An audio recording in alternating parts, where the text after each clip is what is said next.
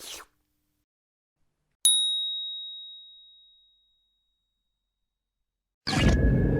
are the Borg.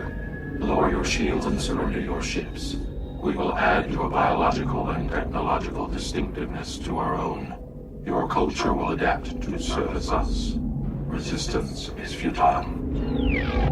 Hello and welcome to another episode of Gameworms. I'm your host, Reil, and today we're going to be taking a walk on the wild side with the L1Z1X Mindnet. And so a lot of you, I'm from Canada, so sometimes there's the impulse to call it the L1Z1X Mindnet, but it's fairly clearly spelled out on their card. They like it L1Z1X, but I usually just call them the Mindnet because it's easier. So who are the Mindnet? Well, the Mindnet is basically the Borg from Star Trek The Next Generation in Twilight Imperium 4. They're actually probably descended from the Lazaks. They very much look like survivors of the Lazaks. So what happened in the Twilight Wars, so the Lazaks had been in charge of the galaxy, ruling the galaxy from Mechatol Rex for, I believe, about 24,000 years. And the ruler at the time kind of thought he was too big to fail. So he already had people rebelling against him, bombing Mechatol, but he was, he'd been in charge for so many thousands of years. They were, the kind of the superior, in his mind, race of the galaxy. Didn't think there was any chance he was going to lose this war. So they were like 72 years into a war. And one of his counselors, Ibn Vel-Sid, said, you know what, we're actually going to lose this. And the Emperor was like, nah, we got this, not a problem. But Ibn thought, he was kind of like, yeah, no, this is all downhill. So he wanted to escape. So he found a couple thousand, I think, people to go with him. So found a whole bunch of Lazaks to flee Mechatol Rex and find another place to hide out. And they actually they convinced some Hylar scientists, that's the University of Jolnar fish people. So they convinced some of them to come along with them. But the thing is, the planet that they found to live on was like a fairly cold, barren planet. It wasn't ideal for survival. So in order to survive, what we believe happened, because it's hard to get information straight from the Mindnet, what we believe happened was that in order to survive, the Hylar began to integrate technology into the Lazaks, and maybe into themselves too, I don't know. But so over time, they basically became cyborgs in order to deal with the harsh living conditions. And as they did that, it seems like their humanity kind of left and was replaced by computer. So they still have the form, like a shadow form of having been Lazaks, but, with the vacant eyes and the Borg-like mentality. So they kind of had fallen off the map for a while.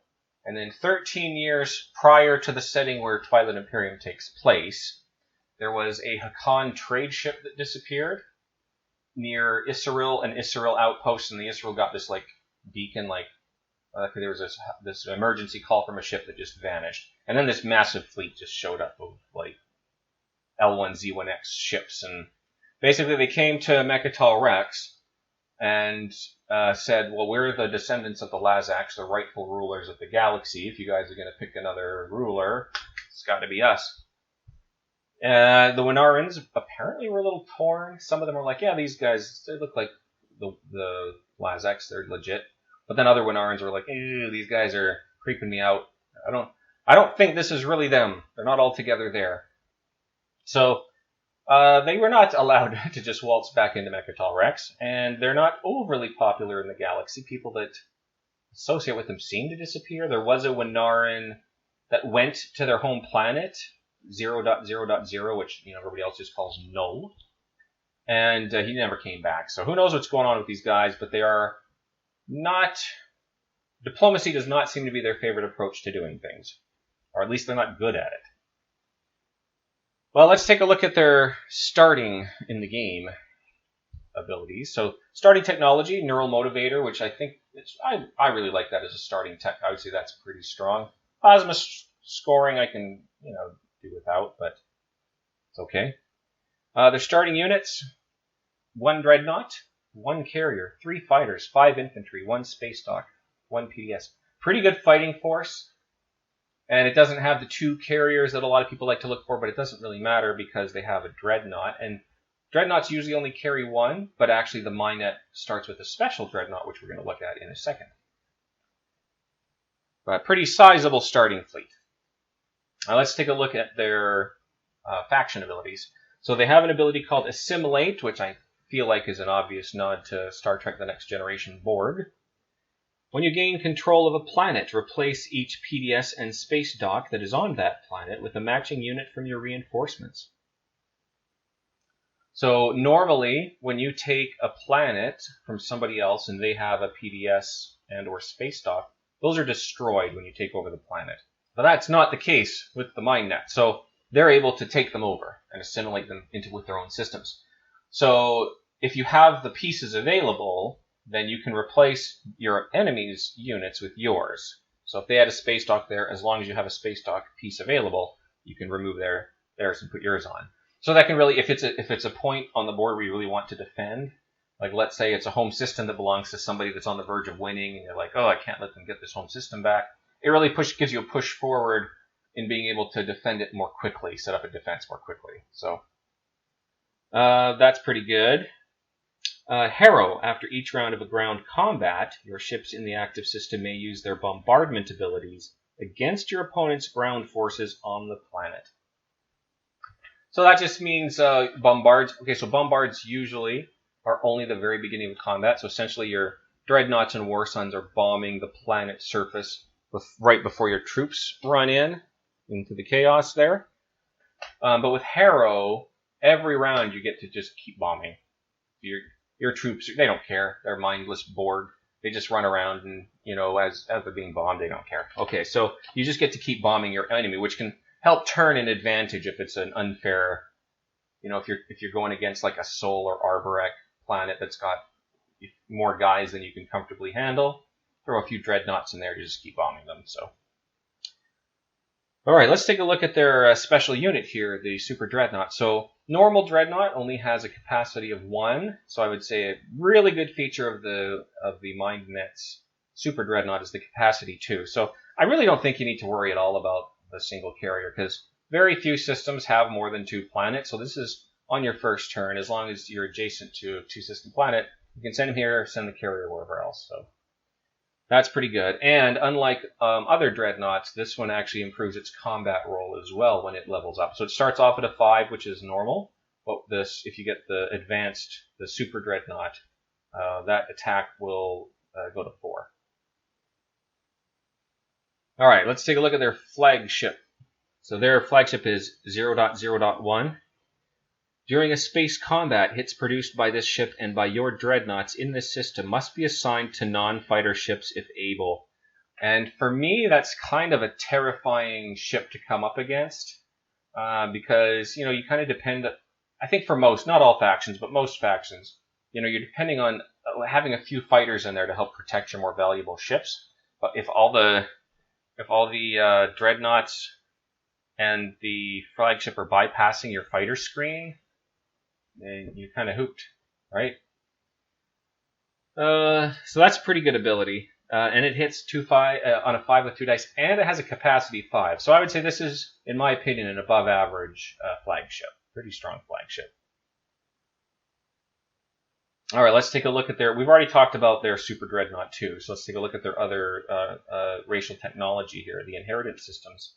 You may exhaust this card and spend 2 resources when you research a technology. Ignore all of that technology's prerequisites. And I think there's a good and a bad side to this. So the good side is being able to get to a high-level tech like fleet logistics or light wave deflectors, right away.